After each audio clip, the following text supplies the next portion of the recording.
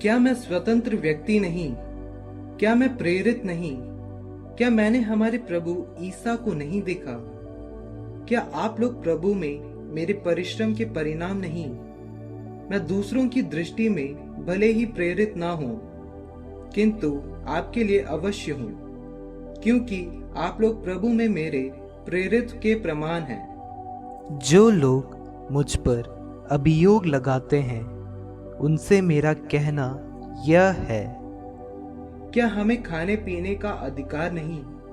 क्या अन्य प्रेरितों, प्रभु के भाइयों और कैफस की तरह हमें किसी मसीही महिला को अपने साथ ले चलने का अधिकार नहीं? क्या मैं और बरनाबस ही अपने जीवन निर्वाह के लिए काम करने को बाध्य हैं? क्या ये कभी सुनने में आया कि कोई अपने खर्च से सेना में सेवा करता है? कौन दागबारी लगाकर उसका फल नहीं खाता? कौन झुंड चराकर उस झुंड का दूध नहीं पीता? ये मैं साधारण जीवन के उदाहरणों के आधार पर ही नहीं कह रहा हूं, संहिता भी यही कहती है। क्योंकि मूसा की संहिता में लिखा है, तुम दवरी करते बैल के मुंह पर मोहरा मत लगाओ। क्या ईश्वर को बैलों की चिंता है? या वह हमारे लिए ये कहता है, ये निश्चय ही हमारे लिए लिखा हुआ है, क्योंकि ये उचित है कि उपज का हिस्सा पाने की आशा से जोतने वाला हल चलाए और दावने वाला दवरी करे। यदि हमने आप लोगों के लिए आध्यात्मिक बीज बोए हैं, तो क्या आपसे भौतिक फसल की आशा करना कोई बड़ी बात है? यदि दूसरे लोगों का आप पर ये अधिकार है, तो क्या उनकी अपेक्षा हमारा अधिक अधिकार नहीं? फिर भी हमने इस अधिकार का उपयोग नहीं किया है। उल्टे हम मसीह के सुसमाचार के प्रचार में कोई बाधा ना डालें, इसलिए हम हर प्रकार का कष्ट सहते हैं। क्या आप लोग ये नहीं जानते कि मंदिर में धर्म सेवा करने वालों को मंदिर से भोजन मिलता है और वेदी की सेवा करने वाले वेदी के चढ़ावे के भागीदार हैं? इसी तरह प्रभु ने आदेश दिया कि सुसमाचार के प्रचारक सुसमाचार से जीविका चलाएं। परंतु मैंने इन अधिकारों का उपयोग नहीं किया, और ये मैं इसलिए नहीं लिख रहा हूं कि अब मेरे लिए ऐसा किया जाए। मैं भले ही मर जाऊं, किंतु मैं अपने को इस गौरव से वंचित नहीं होने दूंगा।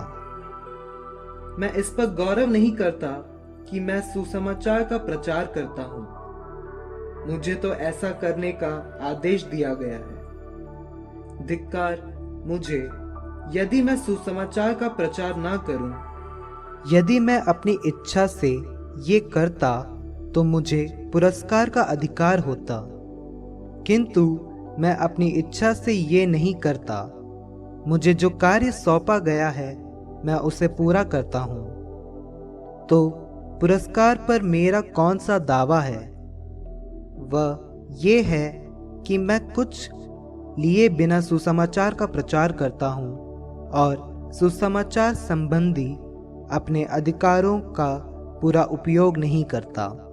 सब लोगों से स्वतंत्र होने पर भी मैंने अपने को सबका दास बना लिया है, जिससे मैं अधिक से अधिक लोगों का उद्धार कर सकूं। मैं यहूदियों के लिए यहूदी जैसा बना, जिससे मैं यहूदियों का उद्धार कर सकूं।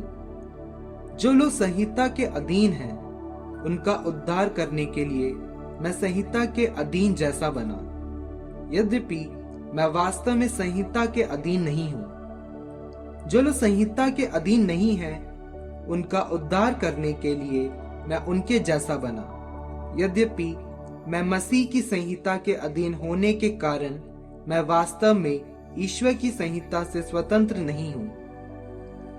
मैं दुर्बलों के लिए दुर्बल जैसा बना, जिससे मैं उनका उद्धार कर सकूं। मैं सबके लिए सब कुछ बन गया हूँ, जिससे किसी न किसी तरह कुछ लोगों का उद्धार कर सकूं। मैं ये सब सुसमाचार के कारण कर रहा हूँ, जिससे मैं भी उसके कृपादानों का भागी बन जाऊं। क्या आप लोग ये नहीं जानते कि रंगभूमि में तो सभी प्रतियोगी दौड़ते हैं, किंतु पुरस्कार एक को ही मिलता है। आप इस प्रकार दौड़े कि पुरस्कार प्राप्त करें। सब प्रतियोगी हर बात में संयम रखते हैं। वे नश्वर मुकुट प्राप्त करने के लिए ऐसा करते हैं, जबकि हम अनश्वर मुकुट के लिए। इसलिए मैं एक निश्चित लक्ष्य सामने रख कर दौड़ता हूँ। मैं ऐसा मुक्केबाज हूँ जो हवा में मुक्का नहीं मारता।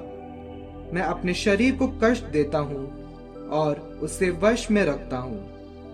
कहीं ऐसा ना हो कि दूसरों को प्रवचन देने के बाद स्वयं मैं ही ठुकरा दिया जाऊं।